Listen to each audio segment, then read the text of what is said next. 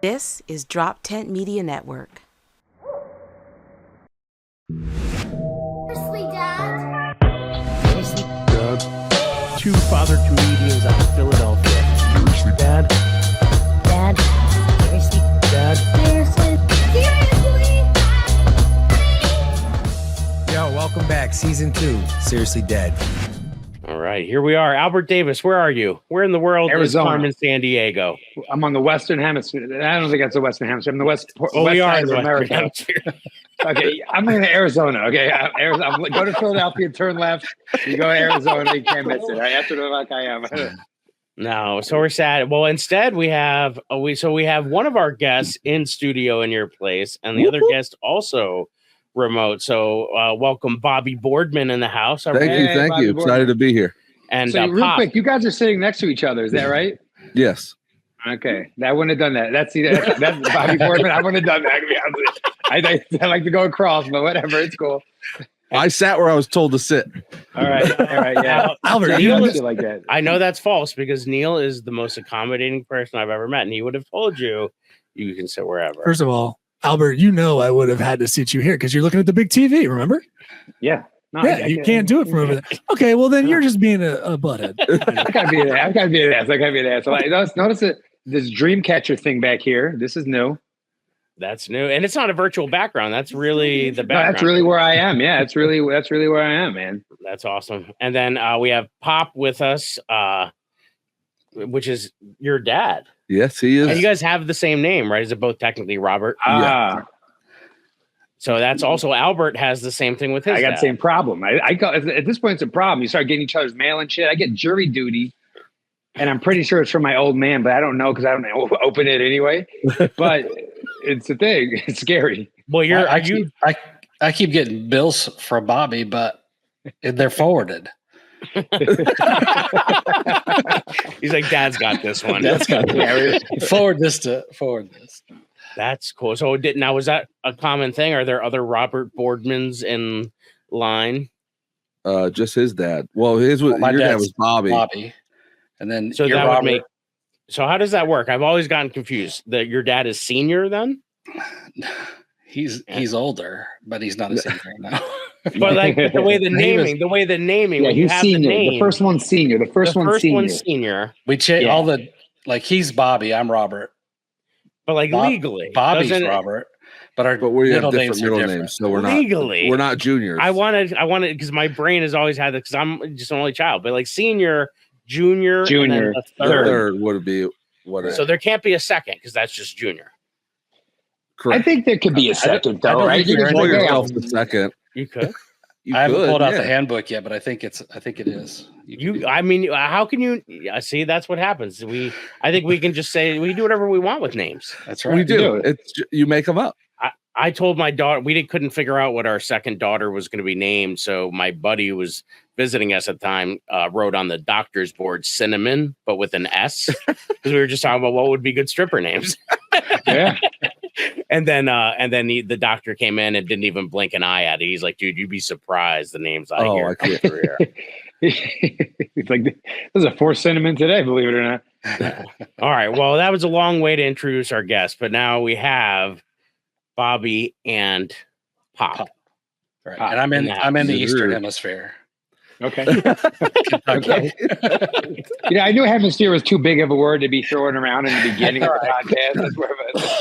That's more of an end of show kind of deal. Well, I think the reason having both of them on, I was super excited because they have the thing that intrigued me the most is I had met Bobby at Soul Joel's, and then he had told me about this podcast he had with his dad, and it was you and I were well into the season 1 at that point. I'm like, oh my goodness, what they're doing is so adjacent to what we're doing, which is trying to have real talk about stuff, but we're coming up as two guys that are just friends.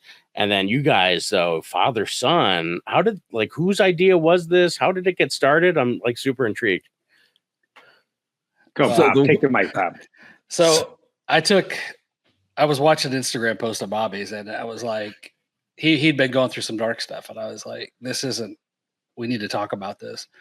So I said to Bobby, let's start a podcast and just, throw things out and talk about real things and feelings and how men can kind of to take the myth away from the man that was built.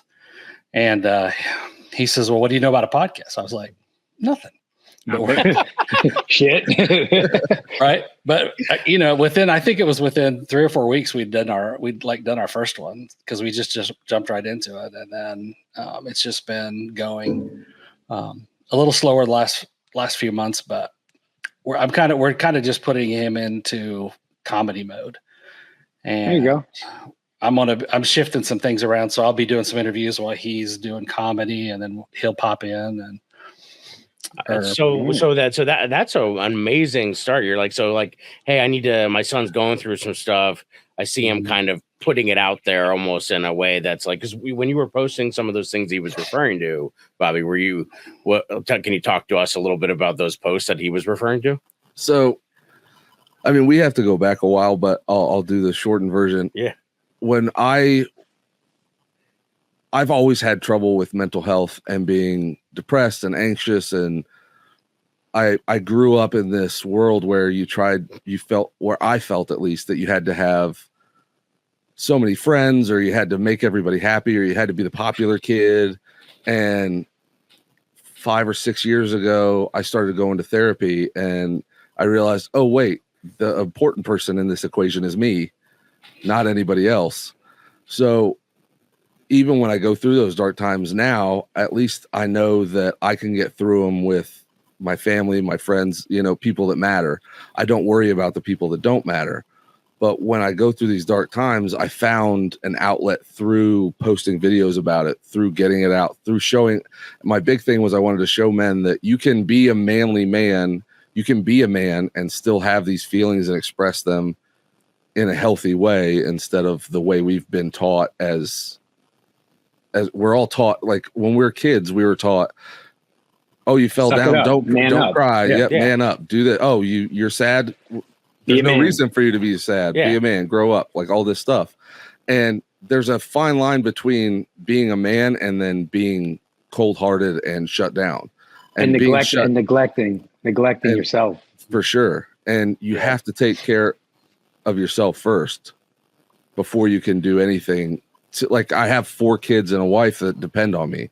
If I'm not right, it makes it just that much harder to take care of them. That's amazing. So that's so cool that you found a way. You're using social media and a light that you're actually, willing to open up about whatever you're feeling about, put into those posts. Because I feel like that when I got into comedy, that's what I was doing. I was taking a lot of those dark things and trying to put them out into the world in a way that maybe somebody else would identify with. And it was just therapeutic for me to really sort that out, and find, because I saw a clip you guys had put out where you were talking about like a mask, and when people are sort of not themselves, or sometimes you guys have talked to comedians on your podcast and you note that we use humor when situations get serious and we don't want to like dive into it.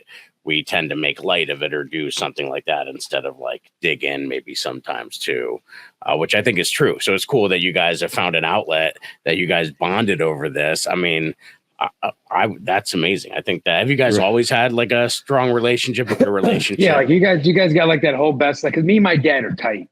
Me and my old man are tight.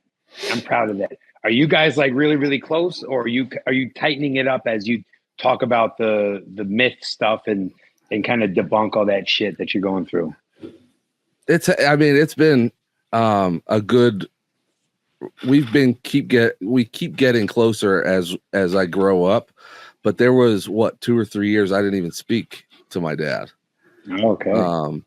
But now, I mean, if I have a problem or if I have something that I need to get off my chest, that I need a dude's opinion on, it's my dad. My dad is literally my best friend, like, in the world. That's awesome. And I can talk to him about anything.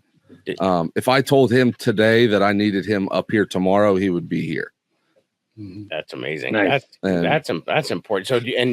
So you said there were 2 years that you guys didn't talk. Was that just because you were kind of isolating yourself, or was there like, I mean, you don't have to, get too detailed. Was there a rift, or was there just like life happens, we get busy, we get in our own worlds? No, it was me. It was at the height of my like spiral downward. Okay, yeah. It was. I mean, Albert doesn't know this. Jay does and my dad does. I don't drink anymore. Nice. At that point, I was drinking 15 to 16 beers a night and Going for it. 5 or 6 nights a week. I mean, I was in the Getting I was in the Navy. I would come to work like just reeking of booze still. And it wasn't just me. It was half of them, half the guys come smelling like that. And Right. God love him. My dad was just that. He was that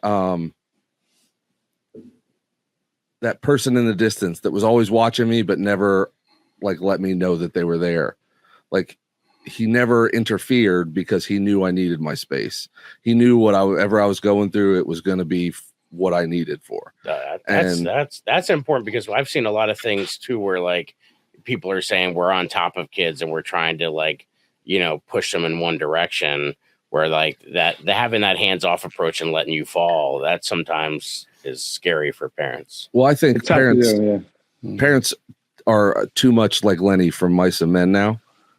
They got that like death grip on their kids. They don't like, my dad taught me how to ride a bike by, hey, go ride a bike. You fell down. Okay. Don't ride it that way anymore. That's where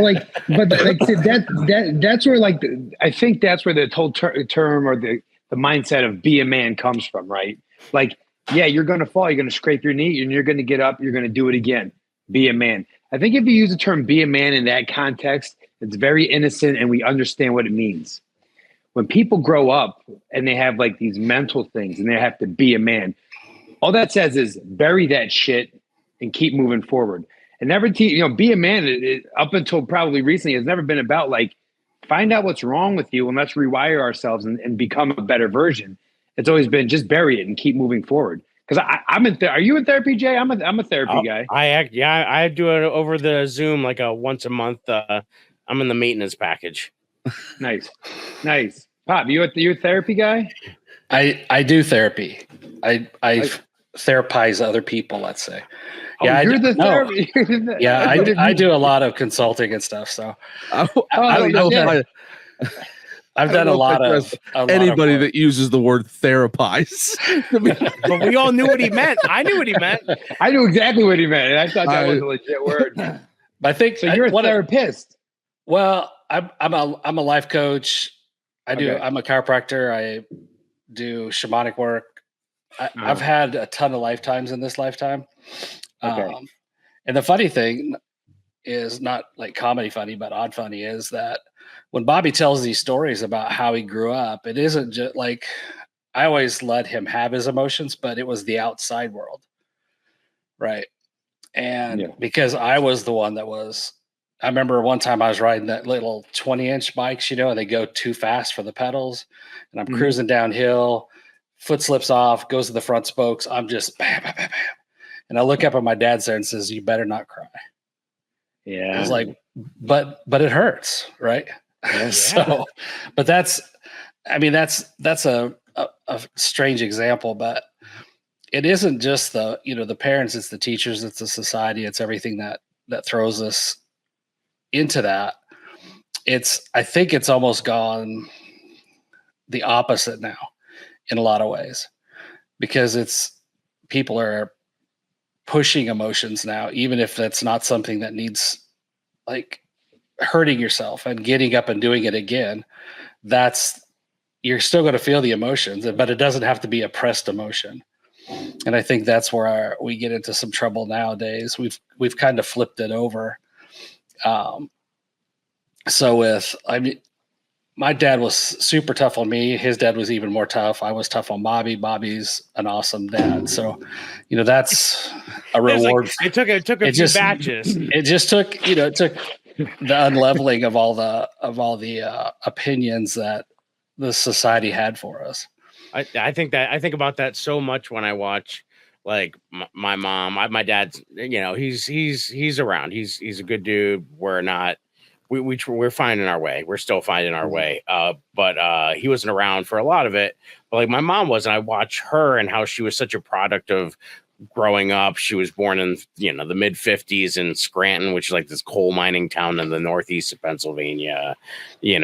Catholic, Irish Catholic, and all of the stereotype feelings that come with that. And I watch how her now as a 70-year-old woman reacts to things, and how she was trying to live her life in a stencil that she thought, but it wasn't real. It was just what she wanted this Norman Rockwell painting to be life. Like that was what was her vision board was.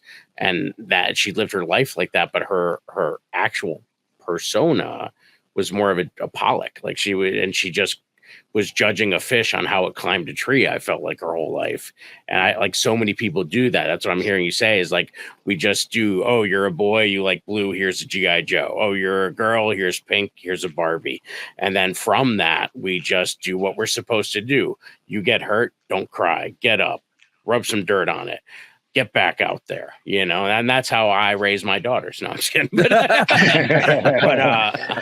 But to a degree, I do. I find myself, I don't know if you guys do, but I find myself, because as I'm actively parenting and the emotion of whatever takes off, and I immediately analyze what I just did and was like, oh, was that right? Was that me? That was my projection of what a dad is supposed to be, and maybe not the most supportive. And I've, it's hard to build the plane you're currently flying, so to speak, Yeah.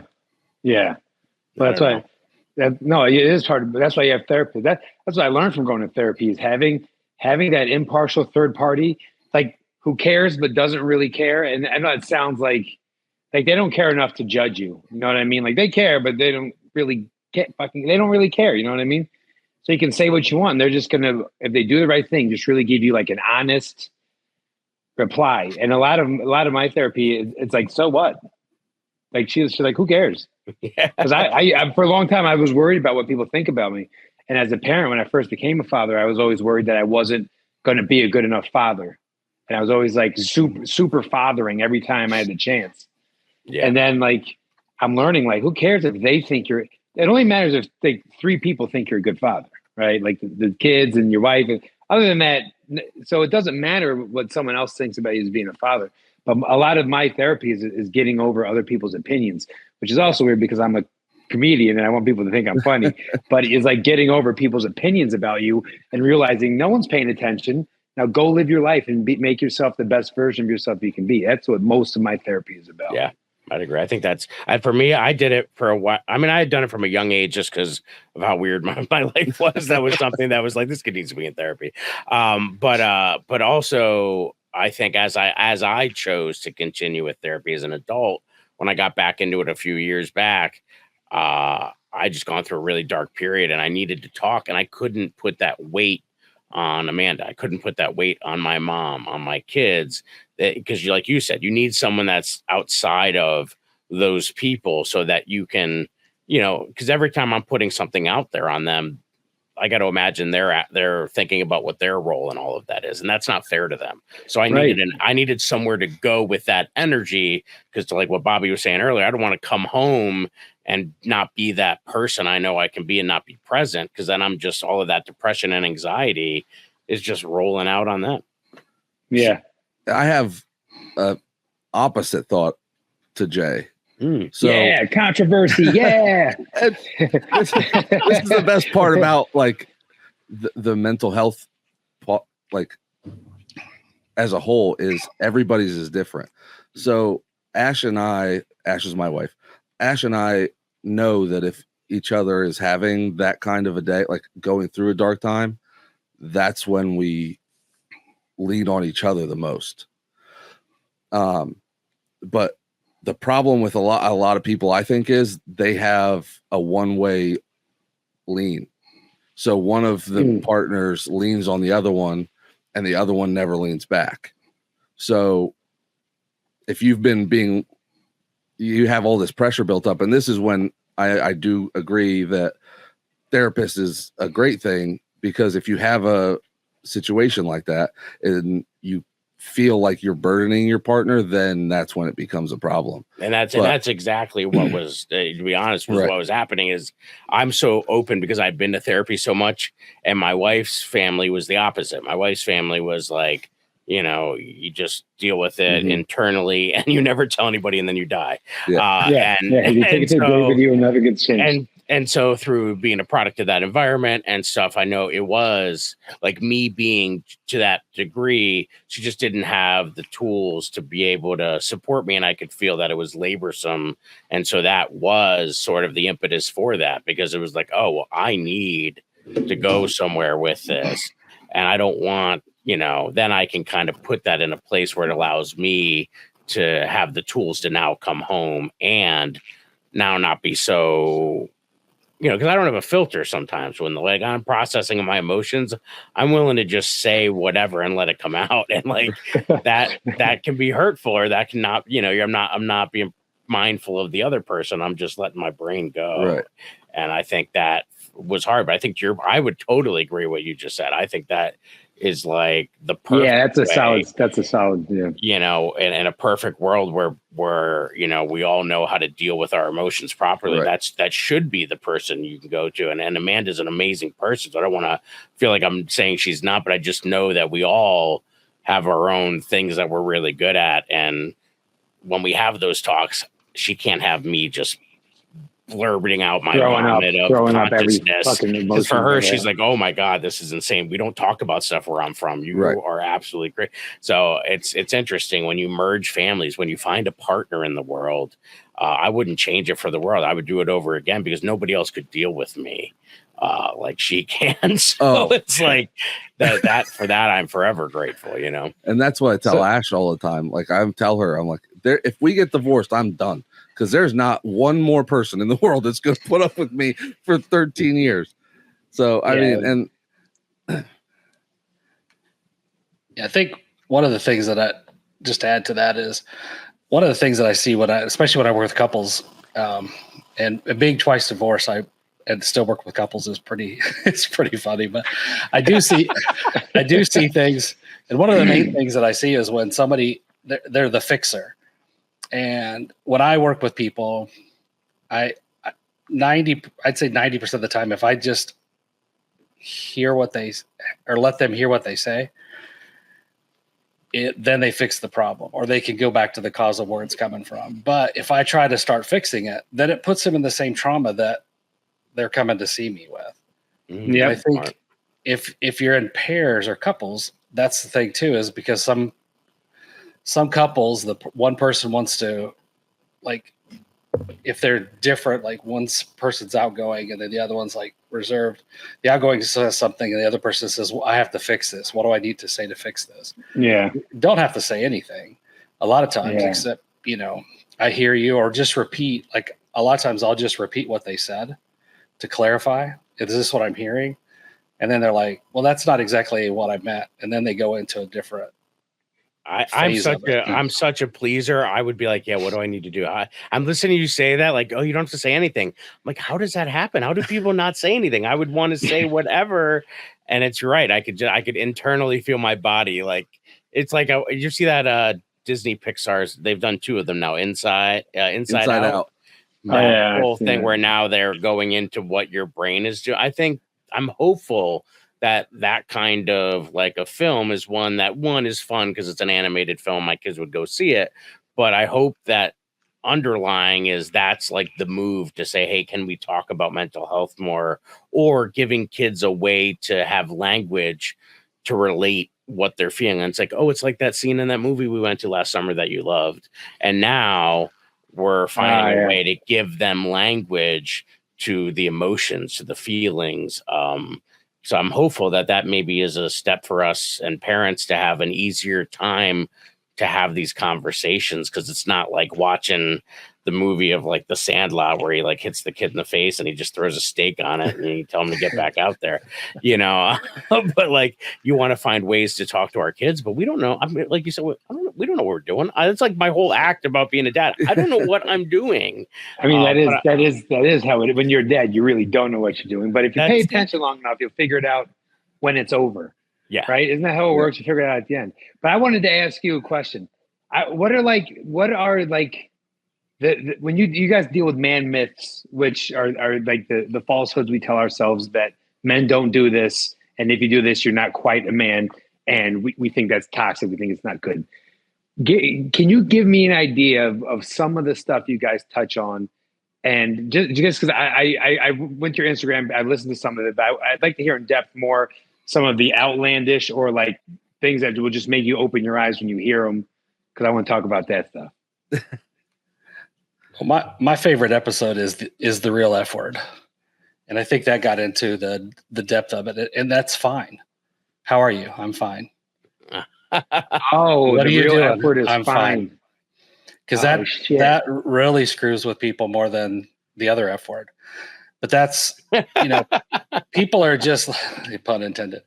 People are always saying that, and then if you pause after that when they say that, instead of going on to the next thing and not acknowledging it, are you really fine? Or what does that mean? Yeah. Because it's just one of those things that it's like two guys walk beside each other and they're like, sup. Mm-hmm. What does that mean? It's just the acknowledgement. It's just Like, two I see noises. you. I'm not going to say anything to you. Yeah.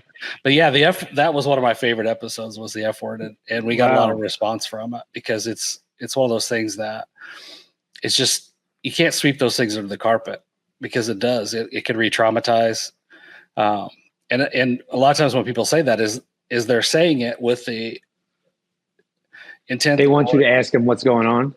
No, they're the ones that are going, nobody cares anyway, so I'm just going to say this. Okay. It isn't one of those things. If you take the time, the pause afterwards is amazing, and I do that all the time. Now, I got to be honest with you. I'm a pretty nice. There are times in my life where I'll see someone, I'm like, hey, how are things going? And I'm hoping they just say fine and we can move on. Right. And then they start hitting you. But what do you do? What do you do when that happens, right? So you go, hey, Jay, what's going on? How you doing? And I was trying to go, everything's good. Summer's here. We're great. We're fine. And he's like, oh, I'm so glad you asked. He pulls me to the side. I got a set in 2 minutes. And he's like, so I get home and he starts just vomiting all this shit on me. What are we supposed to do? How do we handle that?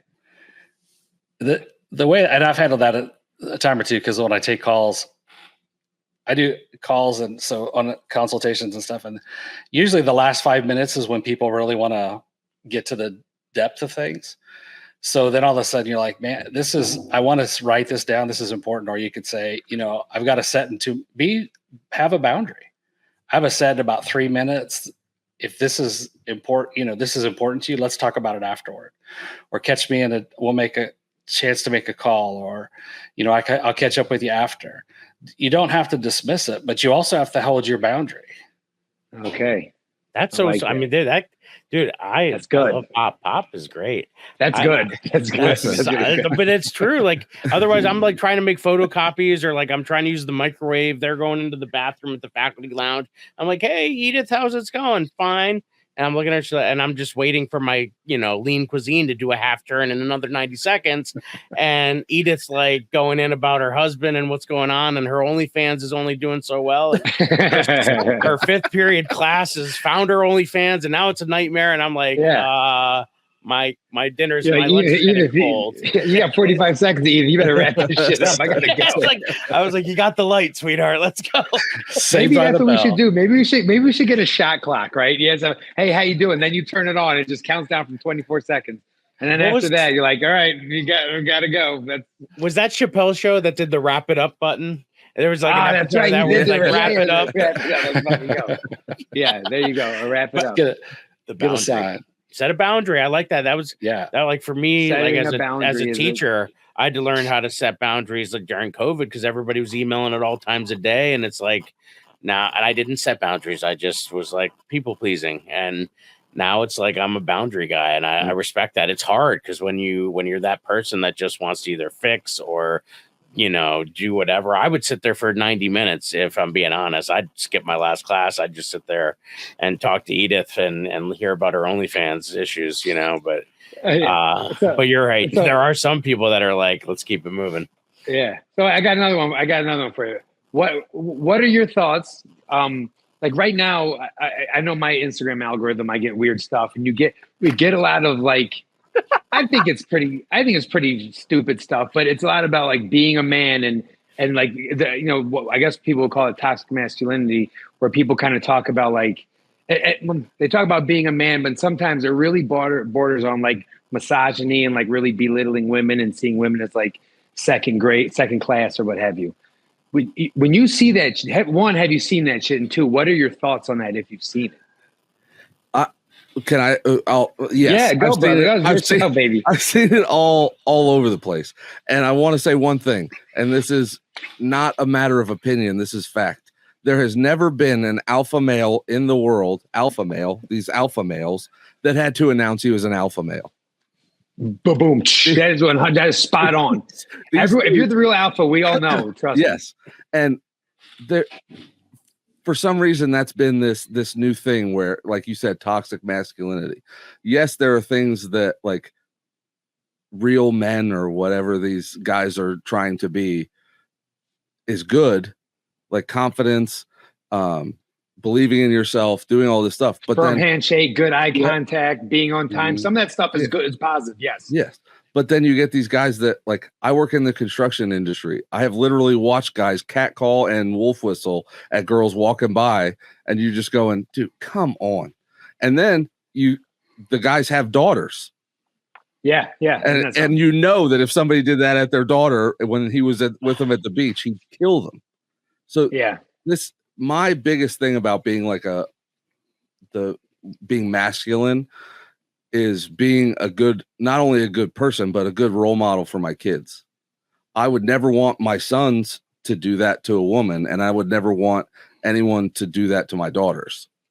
You wouldn't want to grab them by the pussy? Is that what you're saying? I mean, not without their consent. I mean, I have 4 kids, so it's happened eventually at some point, but I can't pull out of a driveway. Can I also say that there's a new word for like the kids who clearly aren't alpha have created a new word for alpha? Sigma.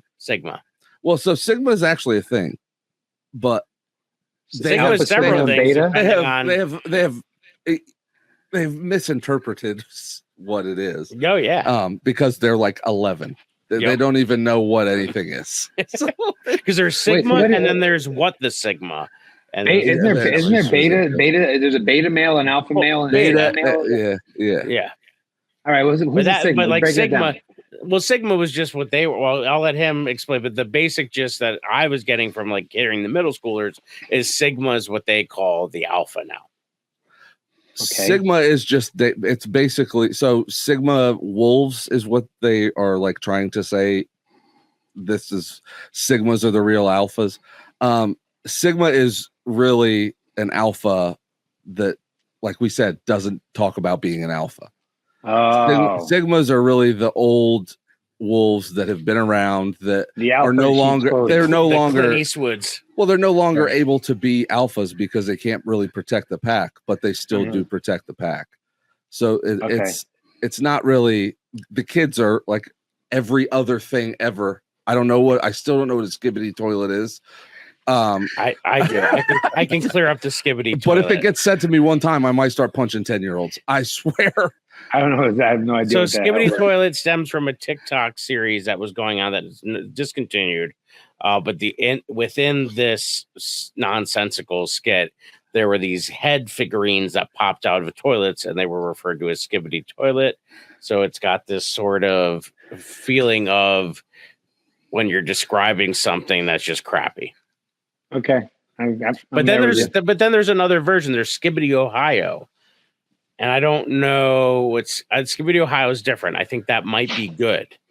But I can't quite be sure. It all sounds sus to me. Okay. There you go. A little sus. But I think to your point, like you're right. The alpha wouldn't have to say he was the alpha. No. So it sounds like it just says, I mean, just in a quick Google search, it's just this is a Gen Z slang word. Sigma Ohio is a way of telling someone that they're so cool. That's right. So Skibbity Ohio is good. Skibbity toilet is bad. And you could be a mad Rizzler. Yes. Which means you have like there is. It means you got mad Riz. Yeah. Riz, I like the word. I do like the word Riz. I dig that word. I don't know why. I like it. But like, so these kids that aren't the the whole alpha complex, that's something I always struggled with because I always wanted to be part of that crew. But what are you? Do you have it? Does anyone? Oh, dude. No. I'm wondering. Hey, sorry, buddy. I was about to say, where do you think all of this comes from? My understanding is just really business guys. right? Like all this alpha stuff really started in. Like, for some business. reason, it seems like a lot of salesmen are into being alphas. Yeah, like all this It kind seems of like stuff. on my Instagram, it's like a sale. Like, oh, we sell, we hustle, we're like the alphas. Then we also work out a lot and wake up early and do cold plunges. It's a whole like Right. a thing that people are into. It's a lifestyle. You don't just it chooses you when you're the when you're the alpha. You know what I mean? It just chooses the fucking lifestyle. Yeah, I don't know. I think it's well. If someone were to say to you, anyone can answer this, society has gotten too soft, or we've gone soft, or we're getting soft. I'll ask the experts here, Pop. What do you think? Like, what does that mean to you? And does that hold any water to you whatsoever, or do you feel like that's all mythological? Well, mythical. I think it has a little bit in a way that anytime that we make a shift too far, and then we center. So it's like we go from misogyny to everybody feeling their feelings and putting it on, and everybody's on, tons of people are medicated, which is funny because they want us to be in touch with our emotions, but they put us on drugs, not me, but they put people on drugs so they don't touch their emotions as much, so they can balance them. Right. So we've gone to a point where even if you didn't touch them when I was a kid, and now you don't have to touch them, it's still going to be the same thing. So there's going to be a shift. Anytime there's a shift, it's going to go too far, in my opinion, one way, and then it'll balance out. We'll have to have that balance. On my ride here, I passed a car, like I think it was like a big SUV, like a Suburban, had the flag. Now, not just the mini flag, but a giant flag. You already know what's going to be on this flag, I'm imagining, as I'm saying it, and it says Trump 2024, and then under it, fuck your feelings.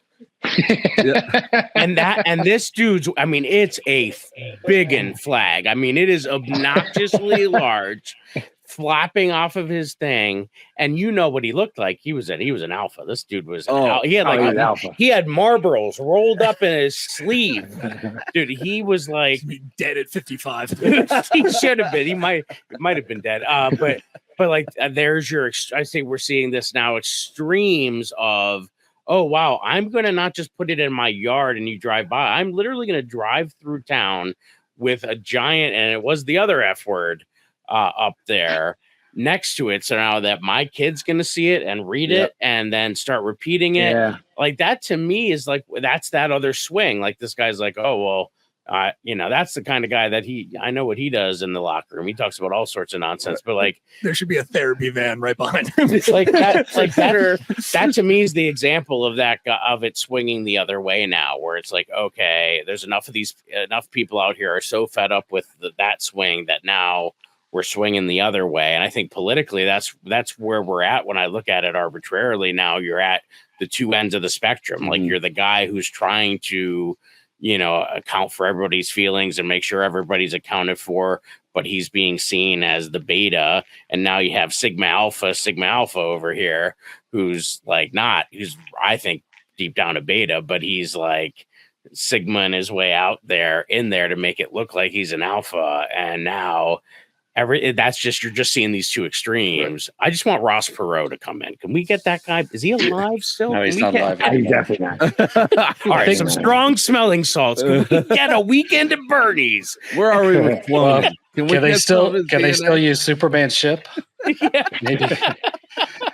But I think we could come up with another designation of male, which would be deltas. There's more to this? Because deltas. No, we're just going to do it. We're making this up now because they're just through the whole Greek. Either alphabet, way, right? This could be both sides. They're just dicks. I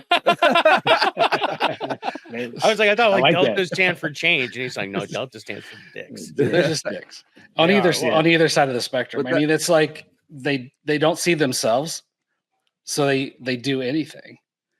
Yeah. If they saw themselves or the opposite, then I think that would change it. It's amazing watching, because like as a teacher in a middle school and a high school, it's amazing watching these kids in the 4 to 3 minutes in between classes, or in like the little downtime or the homeroom when they're not like in a class, watching the microcosm of society and all of these. Like that's why that's why I believe in public education, because I believe it's giving us a place to put all of these people together and watch them grow through these stages together. I know we were just at my daughter's birthday party, and Bobby's daughter was there as well. So he and I were chatting, and at one point you were talking about, if adults could be more like kids, right? That was pretty much what did you mean by that? I said if adults were more like kids, the world would be a better place, because I watched these kids that Hadley, my daughter, doesn't know any of these kids. There's another girl doesn't know. She only knows Katie, and they're all getting along. They're all playing. They're all doing something. And then my daughter proved me wrong.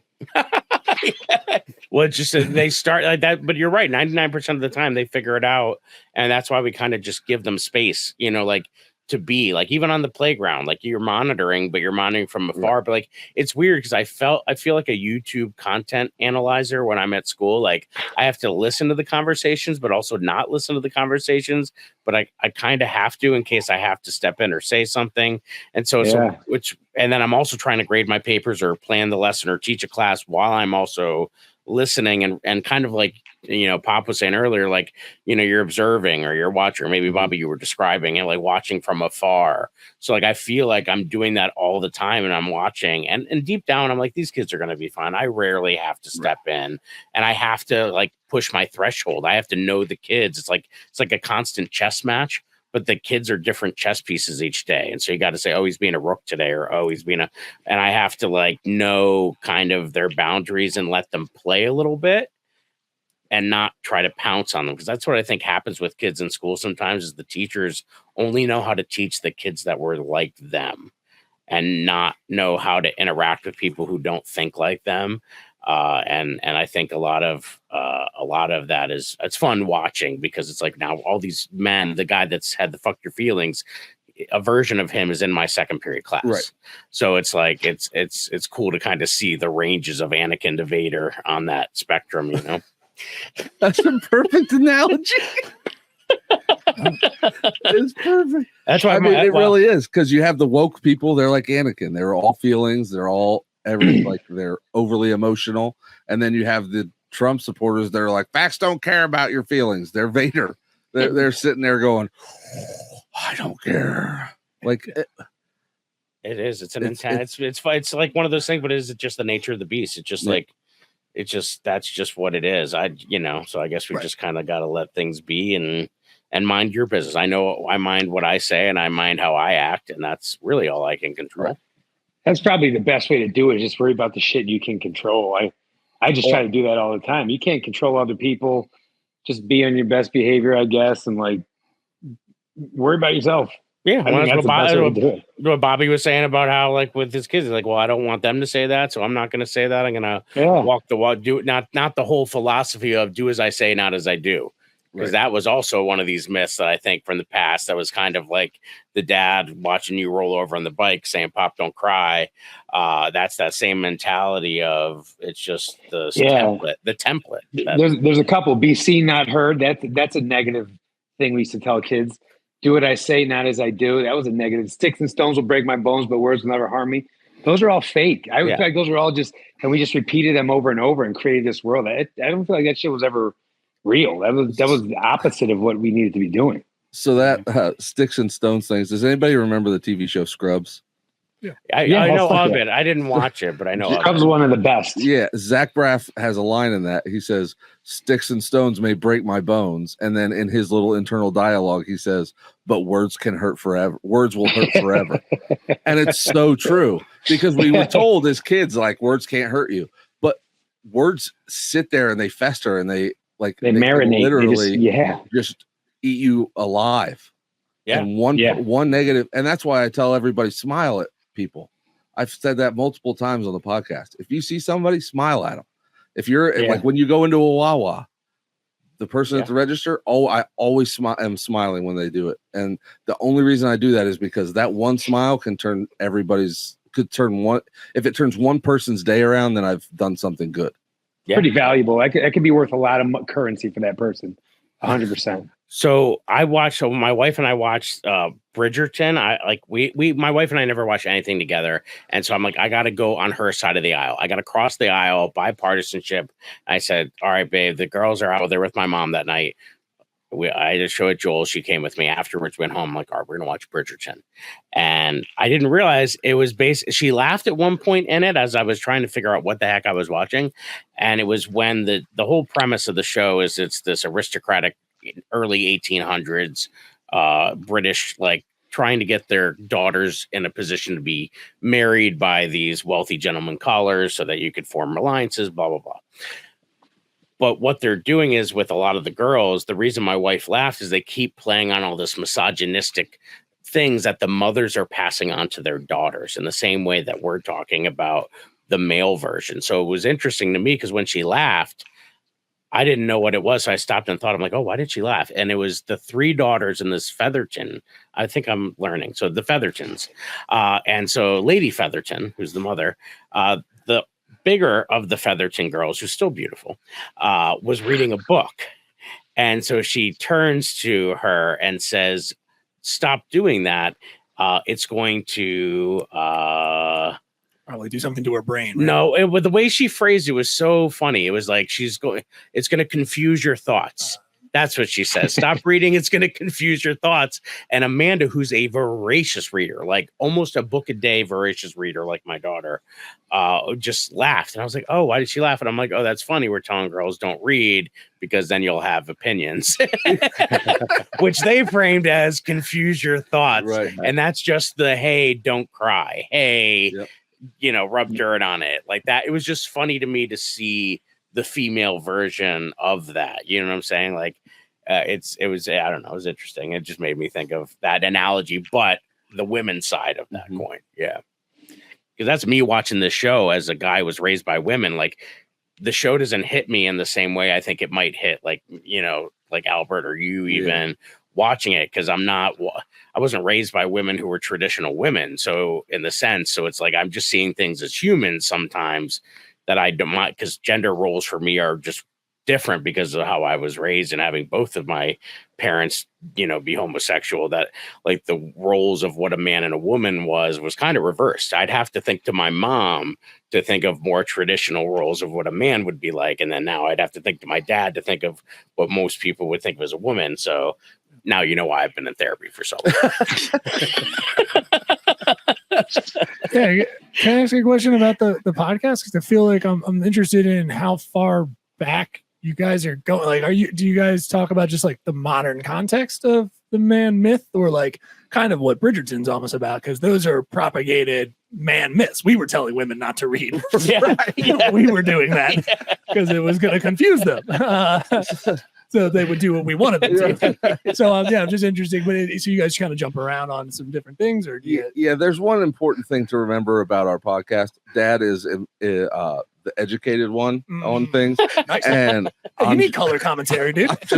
I'm just the one that's crazy as shit and has to deal with it all the time. But no, we obviously don't go too far back. But we've gone back to like my childhood and things like that. My dad's childhood, so like 100 years ago, right?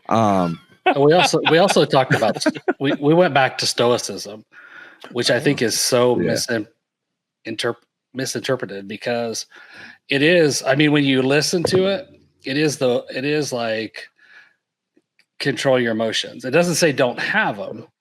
It's in essence, it says deal with them, but deal with them in a manner that is logical, pensive, in thoughtful. A way. Yeah. You don't want to throw it out into front of everybody. You want to deal with it, as on your own, or you want to be able to work through it. It's not like, because people say stoic, and that's one of the reasons we went to this with that. But that's the basis for a lot of this, is the misinterpretation of that as don't be in touch with your feelings. Don't, be as strong and all this. It's like, was that movie 300? 300. There was a difference if you really watch that movie, that even though he was strong, he was still respectful of his wife. He still loved her. He still had a following of people. He still had emotions, like when he kicked the dude in the big well, right? He dealt with things. That probably wasn't the most stoic way to do it, but I think that if people actually would read the Hermetics and the Stoicism and those things, you go back and actually look at it, that's part of the misinterpretation. Plus, the thing is, they didn't want us to have emotions because they wanted us, this is back early 1900s, is they just wanted us to be workers. And they took the dad out of the house and they didn't want to have to deal with emotions in factories. So they started this whole process of dehumanizing men, and it worked. It's crazy. It was like when you have towns, and you can believe that because towns like Gary, Indiana were founded on the fact that they were there for factories. Like these were towns that were created for factories because they needed to be able to produce. Yeah, Detroit, Michigan, isn't that like another one? That's just I would say there's so many around that's like, that makes sense to me. And I even think, as you were talking about like the 300 example, I was trying to think of more like modern examples, like kind of like we were talking about with Inside Out. Are we seeing these guys in more characters that are in pop culture? And I'm such an addict for like pop culture things that are like, some, I'll watch like Jersey Shore. I love Jersey Shore. That's my guilty pleasure. But I have been watching a show that was on primetime back in the early 2000s. It was Friday Night Lights. It did 5 seasons. And the head count, a guy named Kyle Chandler is the actor, but he plays a character called Eric Taylor. And to me, he is like the modern embodiment of Pop, what you're saying, with like stoicism and action, where things are happening, big things are happening, and you can just watch him. I think he's won an Emmy for it. He just is able to bring that in. And I think to your point, what you're saying, what stoicism is, and correct me if I'm wrong, is that information is coming in, that event that could be traumatic or whatever is coming in, how we bring that in and filter it before we show our cards, so that we've organized our thoughts. We know where we stand and where we have, and now we can have a conversation, having done an inventory of it internally, maybe before we react, which part of it is what I said earlier about why I do therapy, is because I can't do that part yet. That's what the therapy is helping me do, is helping me have those emotions with my thoughts so that I just don't go home and dump them out and just say, oh, here's the dumpster. Like, take it to the recycling building first. Let's sort out the trash. And then I can come out with a better understanding of how I really feel, rather than, oh, I haven't eaten in 5 hours, I'm hangry, and I just had this event happen. And I'm not like, I don't have the tools yet to do that. That's at least what I was thinking of as you were talking about stoicism. Well, and one of my you talked about pop culture. One of my favorite, and I'm sure at least one other person has seen this, in Ted Lasso, the show Ted Lasso. Yeah, with Sudeikis, right? Yeah, have you watched it or no? I don't have the platform. He's got a very calming presence. I'll give you my login for it because you got to watch it. I really want to. But he starts out being, and this is my favorite episode of our podcast, is The Mask in the Mirror. Mm-hmm. And it's a song by, oh gosh, brain fart. Stevie Wonder? No. Nope. There's Man in the Mirror. Poor Man's Poison. Poor Man's Poison. It's called The Mask in the Mirror. And the whole song talks about this guy who's wearing a mask. But how we deal with it. And in the show, he starts off wearing this mask where he's this funny, always upbeat, never has a problem guy. But as the show goes on, you see how complex of a problem it is. It's not all this black and white. Oh, I'm happy. Oh, I'm sad. It's this spectrum of almost peaks and valleys, instead of just you're up for a while and down. It kind of goes like this. It's like 50 Shades of Gray, but it's like a mind fuck instead of like actual fucking. I mean, sure. Yeah. Okay. Well, that's but I mean, he has like a breakdown, right? Doesn't he like faint? He has like anxiety or something. So, right? So he runs. There's a point he runs off the field, and everybody thinks he's like got bubble guts or something, but he was having a panic attack. And I remember the first time Ash saw me have a panic attack, we were at the Mummers Parade, and it was just so many things going on. My brain was going, nope, nope, nope, nope. And I just had to sit down. Yeah. I have her and the two boys with us. And I'm just like I almost I disassociated enough that I could just calm down. But that's what I always tell Ash, she's my center, because she knows how to get me from my worst to okay, and from okay to my best. And that's a huge thing to ask for, to feel in a partner. Yeah, that's big. I feel like that might be the only criteria that matters. Yeah, but I see, like, we've been married 11 years, and people are like, oh, how do you do it? You guys got married young. Because we don't give up. There's plenty of times that our relationship was not great, and she never gave up, because it means something to us. And I feel like this might be rude to say, but a lot of these people getting married nowadays are getting married for the wedding, or for that, because that's what society expects of them. Yeah. And or because they got pregnant and they're getting married Shotgun because wedding, you know what yeah. I mean? So, I mean, the fact that, like, I think I learned that from Granny and Papa, my grandparents. Like,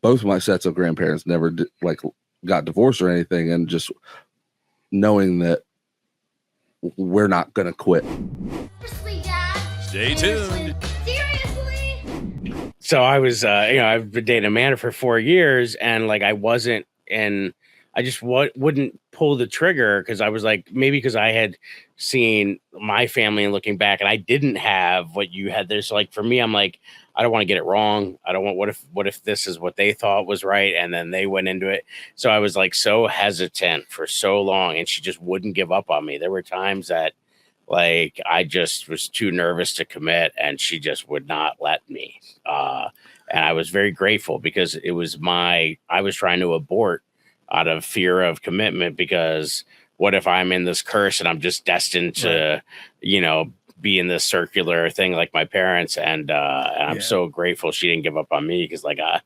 my compass was broken. So I was calibrated. I was in the Western hemisphere, and I thought I was in the Eastern hemisphere, and I just needed to be recalibrated. And I'm forever grateful for her for doing that, because I don't think I knew which way was north, and I think that I'm so grateful for that. So I was like, I think because we went through such a process in those 4 years, now that we've been married, and I want to say it's going to be 13 years in August. So that's 17 years together. I don't remember. I have vague memories of what it was like before her. And it was a lot of loneliness the only thing I can pull away from it is loneliness. I feel you on it. Yeah, especially you and I coming from that. And then I think Pop said that he was divorced twice. Mm-hmm. Yeah, I feel like just because of that relationship that you don't exactly know what a relationship looks like, and then you're like, I'm in a relationship. How does this work? Yeah, exactly right. It's weird that we're doing this. June, obviously, Gay Pride, shout out, obviously, but then also it's men's mental health month as well. That's right. Yeah, that's right. Which is crucial. So that's like you could be nuts June instead of no nut November. Sounds like a t-shirt idea. I actually have that flag on the back. You got that flag just rolling down. I've got a flag that says all feelings all the time, just to balance it out. It is tough. I mean, have you guys found an idea of what a man is supposed to be? Like, I keep asking, I guess, that question. It's like, and Albert kind of hit on it. Like, what are these things? We talked about alpha and stuff. Like, is there a thing that a man is supposed to be? Are we supposed to be some kind of thing? I don't think so, right? I think all the things we talked about, even Albert hit a couple, was like, those are just good qualities in a human being in general, right? Like, you're just attentive, you're listening, you're there, you're caring, you're like, these are not, right? Yeah. I would think so. There is no, like, and you're exactly right about this. There's no definition of being a man or being a good man, because everybody has different trials, everybody has different situations going on in their lives. So you have to take it for your like Albert said, he's trying to stop caring about what other people think. And that's I feel like that's the biggest part of being a man, is doing what you know is right for you and those that you love, regardless of what outside eyes tell you. It's the cool, and I've talked about this on previous episodes. I took a course at Ursinus that every freshman had to take. It was called CIE, the Common Intellectual Experience, and every professor had to teach it. Every freshman had to take it. It was a survey course of literature starting from early on, like pre-Beowulf, Epic of Gilgamesh, I think might have been the first thing we read, through Sigmund Freud, Marx, the Forefathers, all of that. And as you read the different things, there were three guiding questions that always came up. What does it mean to be human? What is our role in the universe? And what does it mean to be good? And to me, like, I think of that, I always kind of tethered to that, even though it'll be like 20 years since I've graduated. I can't stop thinking about this one course that I took, because I felt like it was the first time I was given some guidance as to like a toolkit, not answers, but like a checklist for myself, and maybe to be stoic, or just to, like, as I'm having these thoughts, can I just ask myself, now that I've read all of these pieces of literature from these great thinkers of our world, and realize that none of us knew, there were always major flaws. I mean, Aristotle, some of these names that you hear and must be like, oh, geniuses. I mean, he thought the brain and the heart, he had it mixed up as to what was doing what. Like, there were some serious fallacies happening, but it doesn't take away from the fact that he was a great thinker. And so I feel like we all have flaws, but if we can pull in the data we have a little checklist of things to think about, and then we can kind of put our energy out into the world. If you can do that in a way that makes you mindful, present, and you're able to smile at people, then I think that's I call it the tuning fork. If I feel like my tuning fork, like when I'm doing right and I'm right in the world, like I feel that. And so it just, but sometimes I think if we haven't taken that out for a spin in a while, we forget what that feeling is. And I think we could lose our path a little bit, Yeah. And I one more thing, I think it was our last podcast episode, is talking about men need to stop trying to be nice guys, and they need to start being good men. And nice guys are what you see a lot of them, but it doesn't mean they're good men just because they're nice outwardly to some people. And being a good man is a lot harder than being a nice guy. That's true. I like that. That's a great book too. No More Mr. Nice Guy. Oh, there's a book. No More Mr. Nice Guy. Because it goes through that. Like we talked about, there are certain things, like back in the farming days, there were roles. The guy hunted and he tilled the land, whatever it was, that was the heavy stuff. And the wife raised the kids, or she did but they were agreed upon roles. And it was out of necessity, and it was out of how the world worked at that time.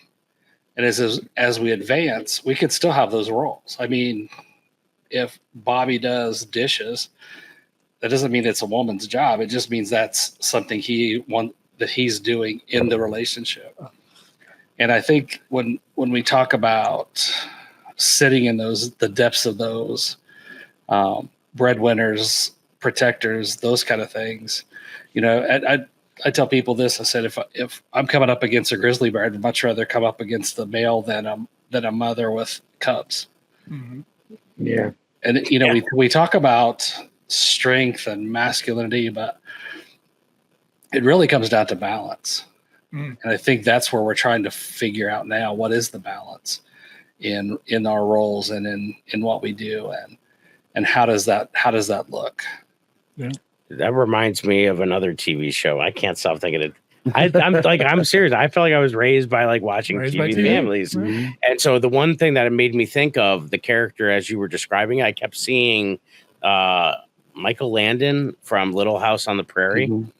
And I kept seeing his character because he was always the well-balanced one. He was friends with the guy who was the shopkeeper, the guy who was the big burly, like, factory worker or whatever. And like, they were always having emotional things. And he was always the one in the middle to try to kind of help them sort it out and be that stoic or be that person that can be the balance in those equations, because these men were all doing their part within the community. We needed the shopkeeper because he got the imports in, the goods that we couldn't make. We needed the guy because he was the one that could carry the heavy stuff and do the stuff. So it's just like, you're right.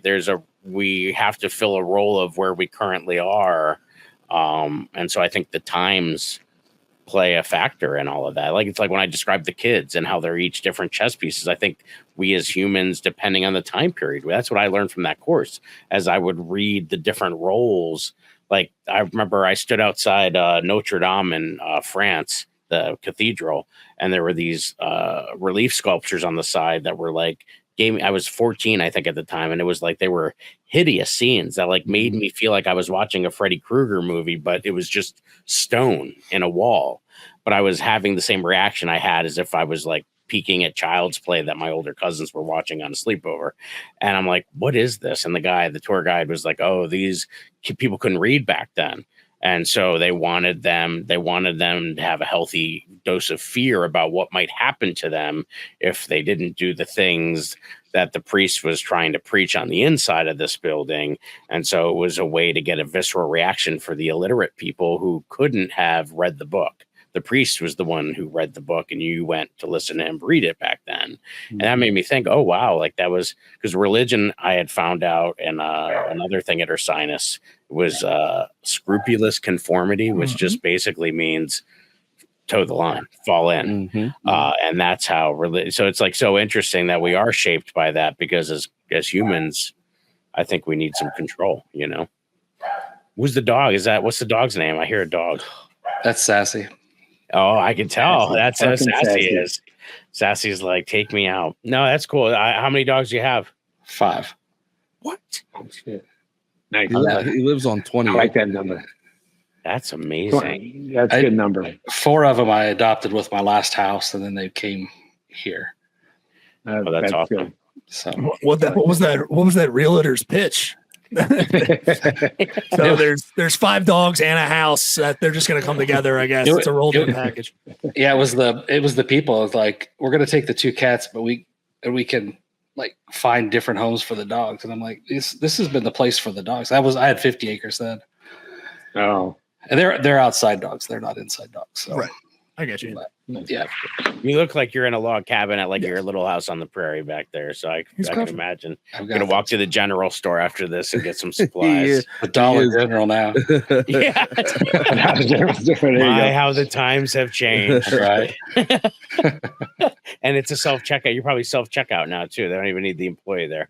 I don't do self-checkout. No, no, I have them open the other. I'm like, I'm trying to get some people some jobs. I'll wait. Yeah, I do the same thing. I'll wait in line. Ah, I like that. Yeah. I don't work for that company. Fuck their feelings. I just steal CVS 2024. I just steal a bunch of stuff when I go to self checkout. Oh, jeez. I'm kidding.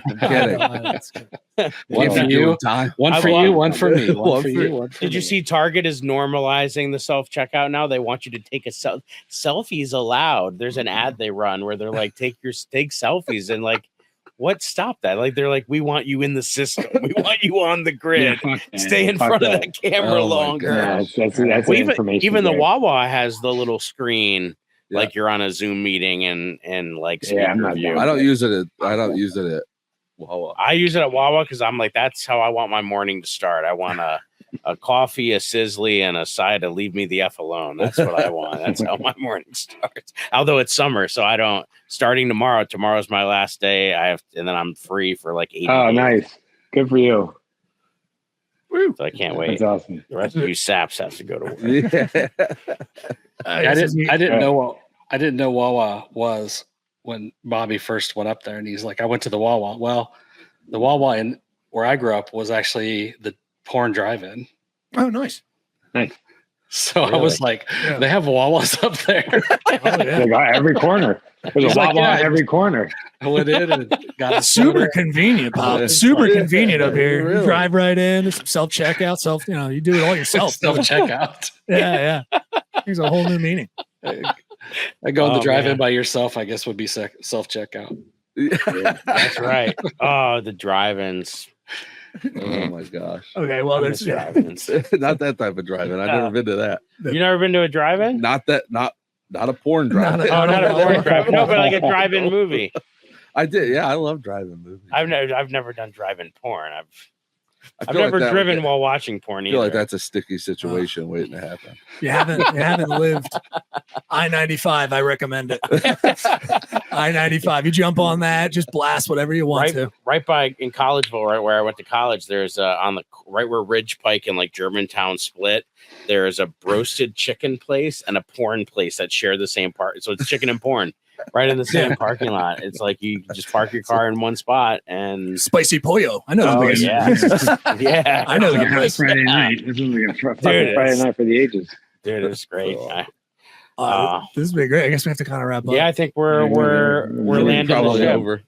We did so great. Yeah, That was so much fun. I mean, talking it was with you blast. guys. I mean, watching your clips on Instagram as well. It just gave me a sense too, like of the depth. And I've met, getting to know Bobby more and more now over the past couple months. Like, I just saw, like, you could see when you're talking to someone who has a mask on, or I meet a lot of people every week in comics and whatever, and like Albert and I were sort of in the same position where we just kept seeing each other. Albert I kept running into when I first started, and like North Jersey at one time, we just kind of ran into each other. New York. And then we just, one of those things that when you're talking to people, I used to joke with my friends, my more cerebral friends in high school, we'd say, oh, some people can just go to level 99. Like there's some people when you're talking to them that you guys, as your conversation goes, it builds versus the superficial, like the person Edith, I don't want to, you said fine and I'm happy with that. And let's keep moving. Where like there are other people that you can go to level 99 with, like the people you marry, those people, the people that you can go. I have a really good friend of mine that I met in 8th grade based after a traumatic thing that happened to him. And we bonded in 8th grade together, and we did this thing called Barbecue 99, and it was just in Spanish class, so we didn't pay attention. We drew all the things we were going to do after school, and we were going to have a sleepover, and it was going to be so much fun, and he was camping, and we planned July 19th, Barbecue 24. Oh, it's happening. It's happening. 25 years later, we got an Airbnb. He booked it yesterday, and it's just he and I. We're going to go out to this cabin and just hang out like old times, like we were like teenagers, and just have like some bro time because we haven't seen each other, and he's been through so much traumatic stuff, and he doesn't drink anymore as well, and he's doing so well. He's a professor at like NYU and Chapel Hill. Like he's teaching in both of these major universities, like the coolest guy I've ever met. And to get to have some bro time, so I'm going to be taking a lot of what we talked about today and bringing that to that weekend, because that's going to be another time I'm going to go to level 99 with someone and be able to have some deep conversations. So thanks for taking it to level 99. Yeah, definitely. Do you guys want to plug the pod and where they can find it? Maybe. Yeah. Oh yeah, so it's at the Man Myth Podcast on Facebook, Instagram, TikTok, and anywhere you stream your podcasts. We're the Man Myth Podcast, and heck yeah, check it out. It's a lot of fun. We have 3 episodes that I haven't produced yet, and they'll be coming out soon. They're in the can. And then you can follow you at Bobby Be Kind Funny. Yep. Right on Instagram. Nice. And is all that info also on your Instagram too? They can get over to the podcast. Yep. Straight from my Instagram, they can get right over to the podcast. And Pop, thank you for finding an internet connection. And I know it's hard out there on the Oregon Trail. Just be glad it's after he moved, because before it was ridiculous. Tell the kid who's pumping the generator for you that you can take a break. No, I'm sorry. That's what Sassy was complaining about. She's running on the wheel. That's funny. All right. Well, good. Great. Thank you guys for popping by. Albert, you got anything going on? You want to? I'll be June 23rd. This is dropping. Oh, well, after you see this, we'll have been at Soul Joel's, right? Yep. Desi Laughs. June 20. I got Can't remember the rest of it. It's on my Instagram though. You'll see it. Just check out the Instagram. Albert Davis Comedy. That's right. jyodercomedy.com for me. I'm going to be headlining Church of Satire Saturday, July 13th out in Hanover. So if you're out in the Hanover, Northern Maryland, come on and hang. Let's party. Heck yeah. See you later, guys. Seriously, Dad? Thank you for listening to the Dads. For once, give these daddies a break. And maybe follow, subscribe, like, and comment to the Dads on Instagram and YouTube at Seriously Dad Pod.